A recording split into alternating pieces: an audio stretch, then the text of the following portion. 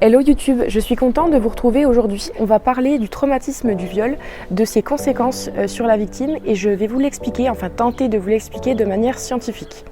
Tout d'abord, on va rappeler ce que c'est que la définition d'un traumatisme. À la base, le mot traumatisme, c'était utilisé uniquement dans le domaine médical, mais avec le temps, on l'a étendu au domaine psychologique et c'est pour ça qu'on appelle ça aujourd'hui le psychotraumatisme. C'est un phénomène d'effraction du psychisme et de débordement de ses défenses par les excitations violentes afférentes à la survenue d'un événement agressant ou menaçant pour la vie ou pour l'intégrité physique ou psychique d'une personne, qu'elle soit témoin, qu'elle soit acteur ou qu'elle soit victime. Dans cette vidéo, on va voir de quelle façon le traumatisme modifie structurellement le cerveau et de quelle manière il va impacter notre comportement et notre perception du monde et des autres. Alors le traumatisme, concrètement, comment ça se passe dans le cerveau? Quand on est en situation de danger, donc une situation qui est douloureuse, effrayante ou inéluctable, donc c'est le cas quand on est victime de viol ou qu'on est témoin d'une catastrophe naturelle, il y a le thalamus en fait qui va couper l'accès aux lobes préfrontaux.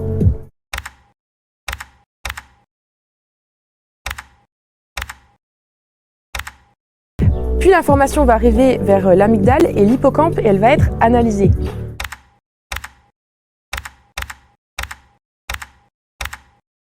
À ce moment-là, ce qui va se passer, c'est que le traumatisme, il va s'ancrer.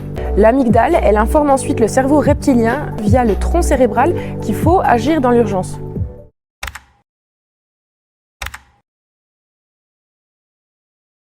Ça va engendrer deux types de réactions chez la victime.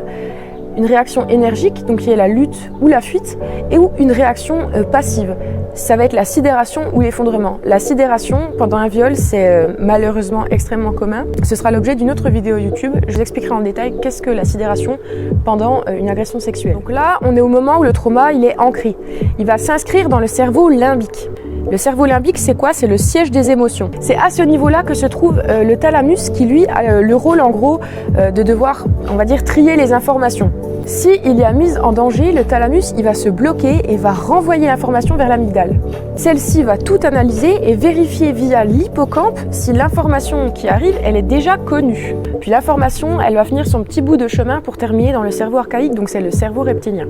À ce moment-là, si l'information elle est considérée comme importante, elle va être enregistrée dans l'hippocampe. Donc pour simplifier, vous prenez l'amygdale d'un côté, vous prenez l'hippocampe de l'autre. Leur rôle, ça va être à L2 de jauger, de trouver un équilibre par rapport à toutes nos perceptions émotionnelles complexes qui vont en général chez l'être humain du plaisir à la peur.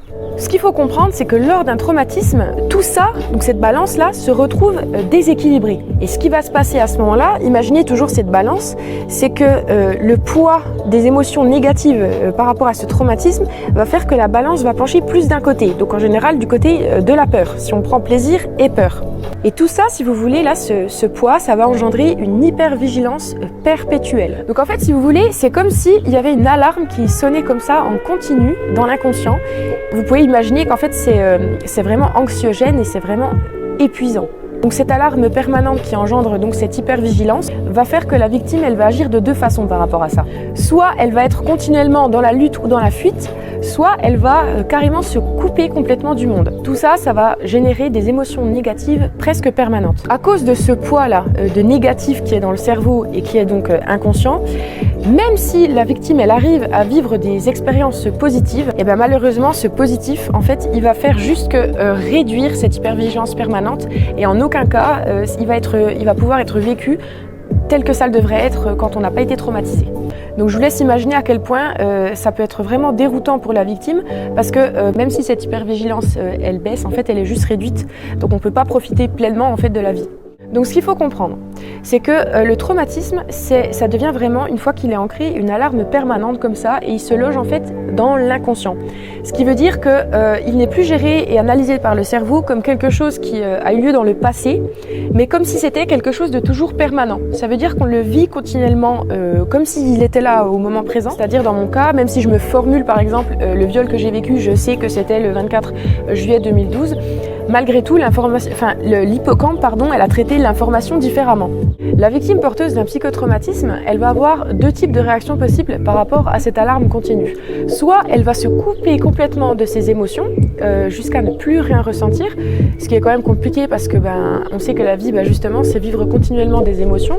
Soit elle va chercher à réaliser des actions qui sont dangereuses et qui vont lui faire vivre des émotions assez fortes. Tout ça dans le but de faire taire le bruit de cette alarme. Donc le but, c'est de faire des choses qui font plus de bruit que l'alarme. Mais dans tous les cas, ça n'est pas non plus une solution.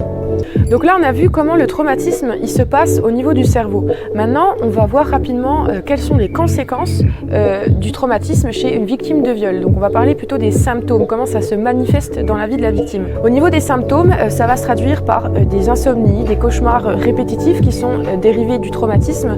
Moi, c'est mon cas, je suis insomniaque très sévère depuis des années et je fais continuellement les mêmes cauchemars de viol, de poursuite, on veut me tuer, c'est toujours des choses menaçantes, des trucs dans des situations abracadabrantesques et qui font qu'au réveil, des fois ça peut me détruire ma journée. Le traumatisme, il peut aussi se traduire par une incapacité à s'insérer ou à se réinsérer dans la société. Les vétérans, par exemple, de la guerre du Vietnam, ils se sont rendus compte aux États-Unis en fait que c'était des gens qui n'arrivaient pas à se réinsérer dans la vie active parce qu'ils étaient victimes du syndrome de stress post-traumatique. Donc concrètement, au niveau des vétérans qui sont rentrés au pays, ceux qui étaient blessés physiquement, on leur a remis une médaille, ils ont bénéficié d'un suivi psychologique, etc. Et ceux qui n'étaient pas blessés physiquement, ils ont reçu la même chose, sauf que, étant donné qu'ils n'avaient pas de blessure, on les a incités à se réinsérer dans la vie active et en gros à reprendre le travail. Et c'est à ce moment-là, aux États-Unis, qu'on s'est rendu compte que tous ces soldats, en grosse majorité, ils avaient développé ce qu'on appelle le syndrome de stress post-traumatique. Ce sera l'objet d'une autre vidéo, je vous expliquerai un petit peu plus en détail de quoi il s'agit. Ce qu'on a remarqué chez les victimes porteuses d'un psychotraumatisme, c'est qu'il y a une tendance en fait à l'isolement, à la dépression, aux addictions, mais aussi aux tentatives de suicide.